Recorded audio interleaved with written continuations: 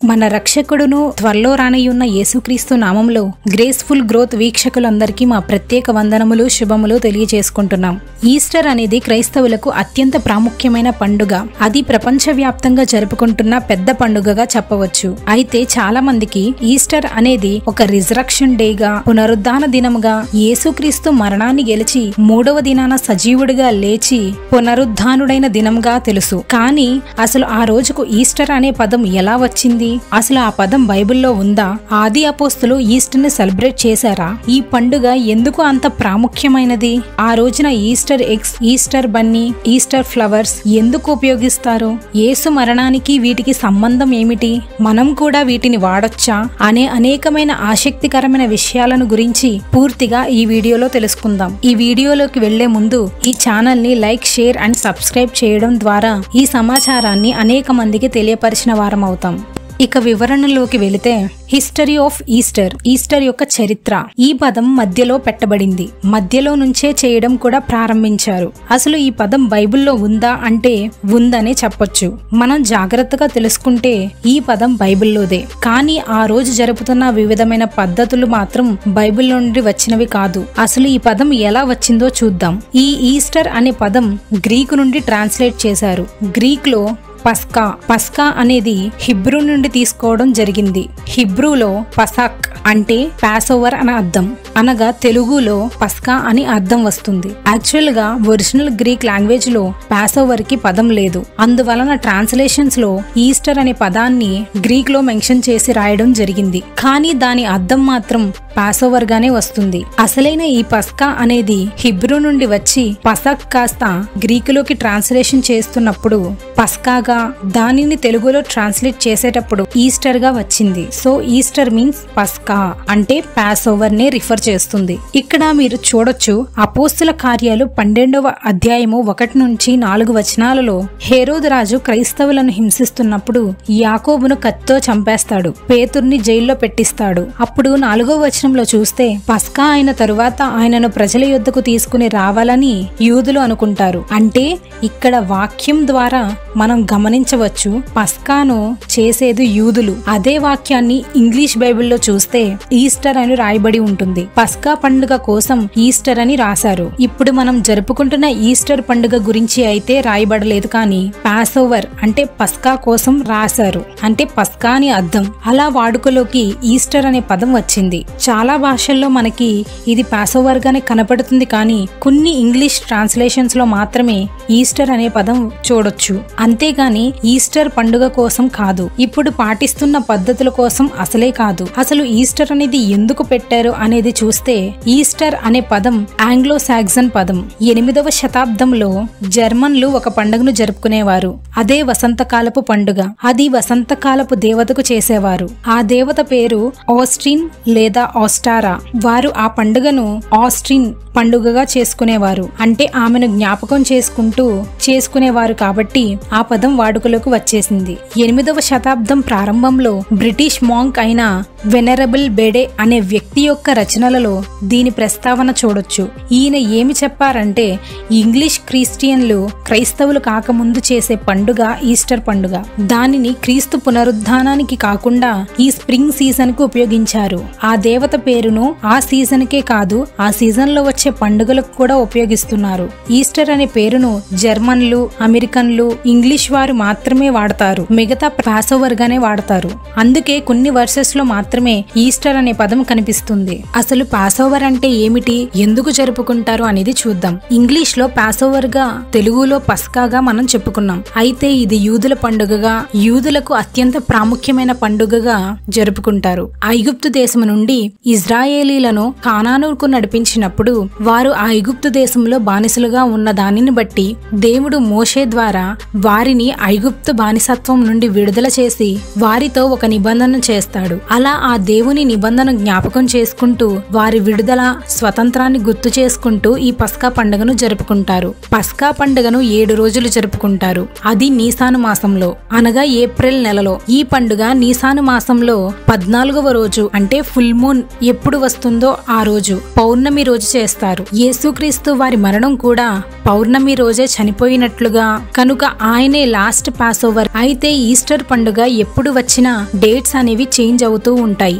ఎందుకు చేంజ్ అవుతాయి అంటే ఈస్టర్ డేట్ చంద్రుడి మీద డిపెండ్ అయి ఉంటుంది. ఏప్రిల్ నెల లేదా నీసాను మాసంలో 14వ రోజున ఫుల్ మూన్ ఎప్పుడు వస్తుందో అప్పుడే పాస్ ఓవర్, అప్పుడే పస్కా. అందుకే గుడ్ ఫ్రైడే అండ్ ఈస్టర్ తేదీలు మారుతూ ఉంటాయి. నీసాను మాసం 14వ రోజునే క్రైస్తవులు క్వార్టో డెసిమన్ అంటారు, అంటే 14 అని అర్థం. యేసుక్రీస్తు వారు ఫుల్ మూన్ నాడు చనిపోయారు, అంటే పౌర్ణమి రోజు చనిపోయారు. కనుక ఈ పస్కా డేట్ ను తెలిస్తే యేసుక్రీస్తు శిలువ యాగం ఎప్పుడో తెలుస్తుంది అని ఈ లెక్కలు వేసి ఖచ్చితమైన లెక్కలతో ఈ ఫుల్ మూన్ రోజున, అంటే పౌర్ణమి రోజున ఈస్టర్ గా చేస్తారు. కానీ బైబిల్లో ఆదివారం ఆయన తిరిగి లేచారు కాబట్టి సండేనే రిజరక్షన్ డేగా సెలబ్రేట్ చెయ్యాలి అనే వాదనల వల్ల ఈ విషయం కొంచెం వివాదాస్పదంగా మారింది. కొంతమంది ఫుల్ మూన్ రోజున క్రీస్తు చనిపోయారు అని ఈస్టర్ అప్పుడే జరపాలి అని కొందరంటే, లేదు సండేనే చెయ్యాలి, అది బైబిల్లో మెన్షన్ చేయబడింది అని కొందరు అనడం వలన క్రీస్తు శకం 325లో మొదటి రోమన్ ఎంపరర్ అయిన కాన్స్టెంట్ చక్రవర్తి ఉన్న కాలంలో నికేయా అనే ప్రాంతంలో కౌన్సిల్ ఆఫ్ నికేయా అనేది జరిగింది. ఆ ఫస్ట్ కౌన్సిల్ ఆఫ్ నికేయాకి బిషప్లు, క్రైస్తవ నాయకులు సమావేశం అయ్యారు. ఇలాంటి వివాదాలను పరిష్కరించడానికి ఆ కౌన్సిల్ పెట్టబడింది. అప్పుడు అన్ని ఆధారాలు పరిశీలించి యేసుక్రీస్తు full human and full divine, ఆయన పరిపూర్ణ మానవుడు, పరిపూర్ణమైన దేవుడు అని నిర్ణయించారు.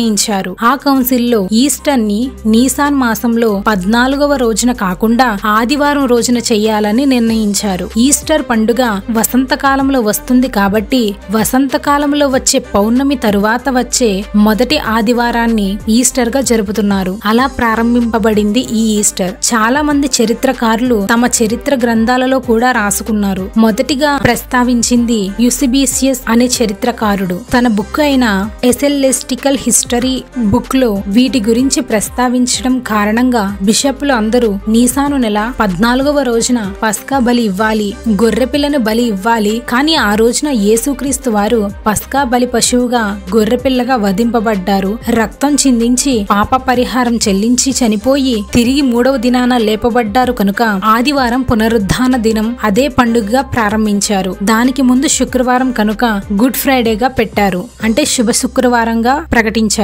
అందుకే చాలా దేశాలలో ఈ గుడ్ ఫ్రైడేకి ఈస్టర్ కి హాలిడేస్ ఉంటాయి. కొన్ని దేశాలలో, అంటే Nordic countries, Denmark, Iceland and Norway, ఇలా కొన్ని దేశాలలో సండే నార్మల్ గానే సెలవు. కానీ రిటైల్ స్టోర్స్ కానీ, షాపింగ్ మాల్స్ కానీ, రెస్టారెంట్ లో కానీ సెలవు ఇవ్వరు. వాటికి కూడా పబ్లిక్ హాలిడేగా ఇచ్చి క్రీస్తు పునరుద్ధానాన్ని రిజరక్షన్ డేగా సెలబ్రేట్ చేసుకుంటారు. మనకు ఈస్టర్ రోజున Easter eggs, Easter flowers, Easter Bunny, Easter chocolates ఇవి ఎందుకు కనిపిస్తాయో, ఎందుకు వాడతారో కూడా తెలుసుకుందాం. ఈ గుడ్లు, కుందేళ్లు, పువ్వులు అనేవి వసంతకాలానికి సంబంధించినవి. జర్మన్ దేశంలో ఆస్ట్రియన్ దేవతకు చేసే పండుగలోనే సాంప్రదాయాలే ఇవి. ఆమె అన్నిటినీ చిగురింపచేసి సంపదనను, ఆనందాన్ని ఇచ్చి అందరినీ దీవిస్తుందని వారు నమ్ముతారు. గుడ్లు ఒక న్యూ లైఫ్ కి సాదృశ్యంగా, రిజరక్షన్ కి చిహ్నంగా భావిస్తారు. కొంతమంది వాటిని ఉడకబెట్టుకుని తింటారు కూడా. అయితే కుందేళ్లు ఫెర్టిలిటీకి సాదృశ్యంగా, సంతాన అభివృద్ధికి సింబాలిక్ గా వాడతారు. లిల్లీ ఫ్లవర్స్ అనేవి ఫలింపుకి చిహ్నంగా, పీస్ కి, న్యూ లైఫ్ కి సింబాలిక్ గా వాడతారు. అయితే ఇవన్నీ కూడా ఆ దేవతకు చిహ్నంగా వాడేవి. అలా 18వ శతాబ్దం వచ్చేసరికి పోలాండ్, నార్త్ యూరప్, ఆస్ట్రేలియా లాంటి దేశాలలో గుడ్లను, పువ్వులను, కుందేళ్లను అలంకరించడం, వాటిని గార్డెన్స్ లో కానీ, చర్చెస్ లో కానీ, ఇంట్లో కానీ అలంకరించడం, తినడం ఒక ఆచారంగా మారింది. 19వ శతాబ్దంలోనికి వచ్చేసరికి ఇవన్నీ ఒక బిజినెస్ అయిపోయింది. వ్యాపారంలో భాగంగానే గ్రీటింగ్ కార్డ్స్, దాని మీద కుందేళ్ల బొమ్మలు, ఈస్టర్ బన్నీ, చాక్లెట్స్, ఎగ్స్ బొమ్మలు వచ్చేసాయి. చేదుగా ఉండాల్సిన చాక్లెట్లు గుడ్ల రూపంలోనూ, కుందేళ్ల రూపంలోనూ స్వీట్ గా తయారు చేసి చాక్లెట్స్ అమ్మడం, తినడం ఒక వ్యాపారంగా చేయడం మొదలైంది. ఇలా సంబంధం లేని ఆచారాలు, సాంప్రదాయాలు ఈస్టర్ పండుగలోనికి తీసుకుని వచ్చారు. ఈస్టర్ అనే పదం అన్యదేవత పదం. దానికి చేసేవి కూడా క్రీస్తుకు సంబంధం లేవు. ఇలా అయ్యింది ఈస్టర్ పండుగ. కానీ ఈస్టర్ అనేది క్రీస్తు పునరుద్ధానాన్ని గుర్తు చేస్తుంది. ఈస్టర్ అనే పదం వాడడం తప్ప అంటే తప్పు కాదు, దాని అర్థం కూడా తప్పు కాదు. ఈస్టర్ చరిత్ర గురించి మనం తెలుసుకోవడం అవసరం. ఈస్టర్ పండుగ చెయ్యొచ్చా తప్ప అంటే తప్పు కాదు, లేదు. యేసుక్రీస్తు పునరుద్ధానాన్ని జ్ఞాపకం చేసుకోవాలి. కానీ ఆ పండుగను చేసే నువ్వు ఎలా చేస్తున్నావు, ఏ ఆచారాల్ని చేస్తున్నావు, ఏ సాంప్రదాయాల్ని ఫాలో అవుతున్నావో అనేది ఆలోచించుకోవాలి. లేనిపోనివి క్రీస్తు మరణానికి చేర్చి ఆయన పునరుద్ధాన దినాన్ని ఆయనకు మాత్రమే కాక వేరే వాటికి ఉపయోగిస్తూ దేవుని శక్తి తెలియని వారిగా ఉండకూడదు. ఆయన మరణములను విరచి సాతానును జయించి 3వ దినాన పునరుద్ధానుడై తిరిగి లేచాడు. ఆ పునరుద్ధానపు శక్తిని ఈస్టర్ రోజున మాత్రమే కాకుండా ప్రతిరోజు మనం కలిగి ఉండాలి. పునరుద్ధానుడైన క్రీస్తును ప్రకటించాలి.